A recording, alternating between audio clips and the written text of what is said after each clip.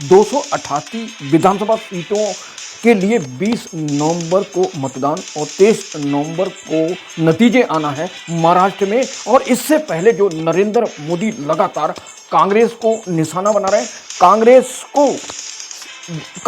Party को बताया कि शाही परिवार जो कांग्रेस पार्टी का जन्म हुआ है वह सिर्फ शाही परिवार के लिए जन्म हुआ है। और नरेंद्र मोदी ने महाराष्ट्र के चंबूर, सोलापुर, पुणे में कांग्रेस पर करारा हमला बोलते हुए कहा कि कांग्रेस संविधान विरोधी है, आरक्षण विरोधी है। पूरी रिपोर्ट आपको दिखाएंगे कि किस तरह नरेंद्र मोदी ने कांग्रेस पर हमला बोला है दोस्तों। और इसके जवाब में जब नरेंद्र मोदी ने कांग्रेस पर हमला बोला, उसके जवाब में राहुल गांधी ने भी जवाब दिया है। रिपोर्ट में बताएंगे कि राहुल गांधी ने क्या कुछ कहा है प्रधानमंत्री और भाजपा के लिए।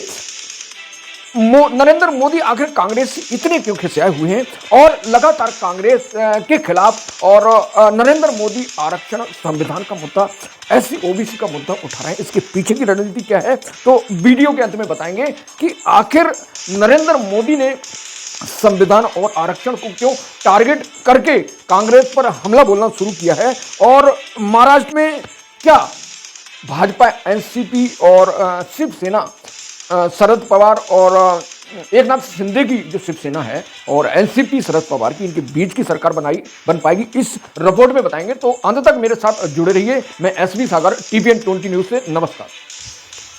288 महाराष्ट्र की सीटों पर 20 नवंबर को मतदान और 23 नवंबर को नतीजे आने, जिसको लेकर कांग्रेस और भाजपा के बीच में घमासान है। नरेंद्र मोदी ने चंबूर, सोलापुर और पुणे की चुनावी जनसभा को संबोधित करते हुए कांग्रेस पर करारा हमला बोला।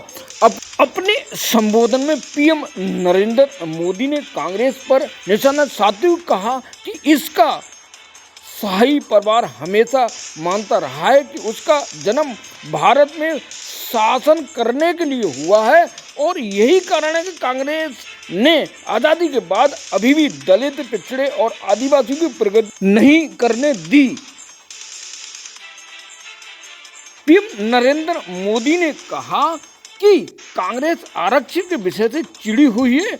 1980 के दशक में जब राजीव गांधी पार्टी का नेतृत्व कर रहे थे, तब दलित, पिछड़े और आदिवासियों को प्राप्त अधिकारों पर सवाल उठाते हुए विज्ञापन भी प्रकाशित किए गए दोस्तों। और ये पुराना विज्ञापन सोशल मीडिया पर शेयर किया जा रहा है और पार्टी का आरक्षण विरोधी रवैया झलकता है।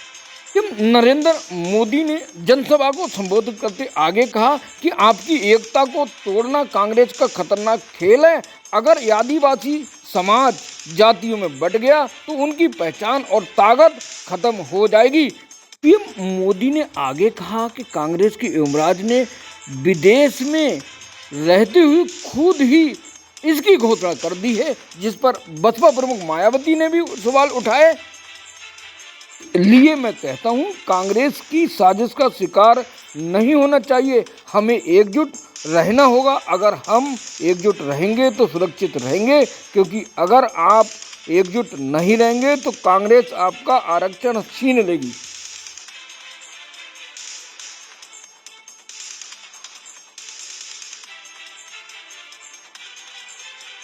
पीएम नरेंद्र मोदी ने पुणे की जनसभा पर कांग्रेस पर निशाना साधते हुए कहा कि कश्मीर में अनुच्छेद 370 को वापस लाने के लिए मांग कर रहे ये विपक्षी पार्टी पाकिस्तान की भाषा बोल रही है और इस अनुच्छेद को हमने जमीन पर बहुत गहरा गाड़ दिया। अगर कोई वापस नहीं ला सकता, और उन्होंने कहा कि 7 दशक तक लगे रहते इसे हटाने में। पूरे देश में एक संविधान सुनिश्चित करने के लिए कांग्रेस और उसके सहयोगी हिंसा और अलगाववाद से सियासती लाभ उठाते हैं। अनुच्छेद 370 कांग्रेस की विरासत थी, हमने इसे खत्म कर दिया। अब दोस्तों उन सवालों के जवाब जो हमने शुरू में किए थे, नरेंद्र मोदी कांग्रेस से इतना क्यों खिसकाए हुए। दरअसल 2024 के लोकसभा चुनाव के दौरान इंडिया गठबंधन जो था, इंडिया ब्लॉक था, जिसको लेकर इंडिया गठबंधन ने एनडीए के नेतृत्व में एक ऐसे एजेंडे को सेट किया, जिस एजेंडे को सेट करने के कारण इंडिया गठबंधन को सफलता मिली, लेकिन एनडीए को सत्ता बहुमत तक पहुंचने में कम सीटें आई।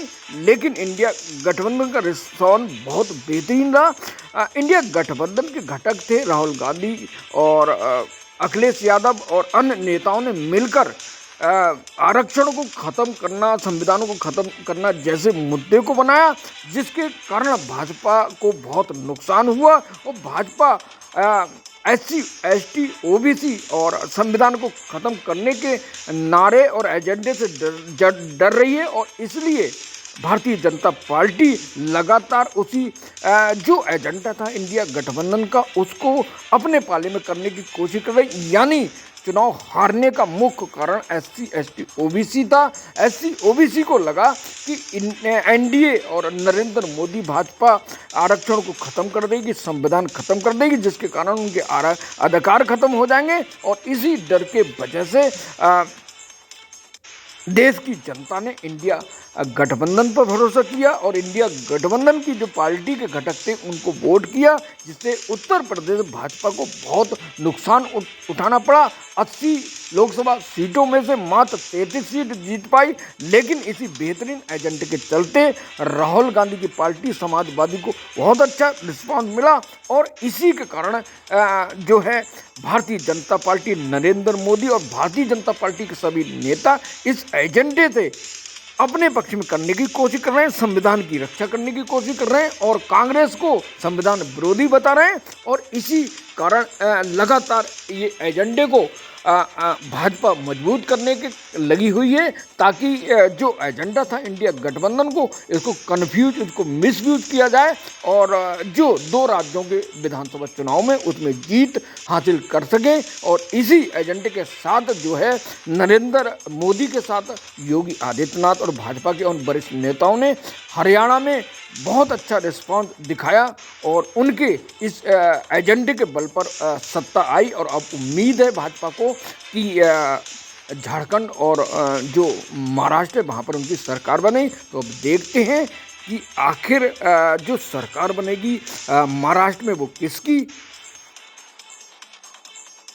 भाजपा नेताओं और नरेंद्र मोदी को खिसाट है कि कहीं संविधान और आरक्षण वाले मुद्दे पर इंडिया गठबंधन एक बार फिर कैंपेन को रन ना कर दे, अभियान को शुरू ना कर दे।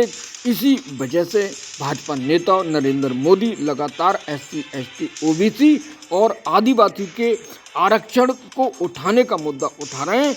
कांग्रेस ने इसे पूर्व में ख़त्म करने की कोशिश की। इस मुद्दे को लगातार नरेंद्र मोदी अपनी जनसभा में उठा रहे हैं। अब अगला सवाल दोस्तों, क्या भाजपा, NCP और SS शिवसेना महाराष्ट्र में सरकार बना पाएगी? अगर दोस्तों भाजपा, NCP और शिवसेना शरद पवार और एकनाथ शिंदे वाली मिलकर मजबूती के साथ लड़ रही, तो उम्मीद है कि हर हाल में भारतीय जनता पार्टी महाराष्ट्र में सरकार बनाने में सफल होगी। लेकिन विपक्ष जो है इंडिया गठबंधन घटक मजबूती लगे हुए। अब देखते हैं कि सरकार महाराष्ट्र में आखिर किसकी बनती है।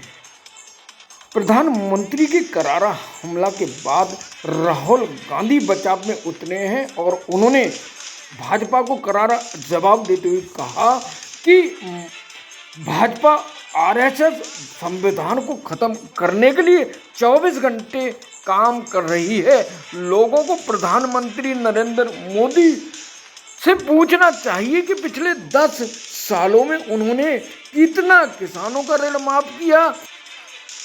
महाराष्ट्र की गोंदिया में जनसभा को संबोधित कर रहे थे राहुल गांधी और महाराष्ट्र में यदि राहुल गांधी ने आगे कहा महाविकास अघाड़ी की सरकार सत्ता में आती है तो सोयाबीन और कपास के किसानों को उनकी फसल का उचित और गरीबों को स्वास्थ्य बीमा मिलेगा महाराष्ट्र के किसान भाजपा की किसान विरोधी नीतियों से परेशान है और महाविकास आघाड़ी उनकी समस्या को दूर करेगी।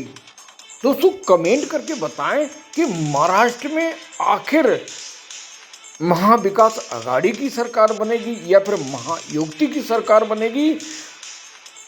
देश दुनिया की राजनीतिक न्यूज़ के लिए हमारे साथ जुड़े रहिए। नमस्कार, जय हिंद, जय संविधान। Team tiger post news.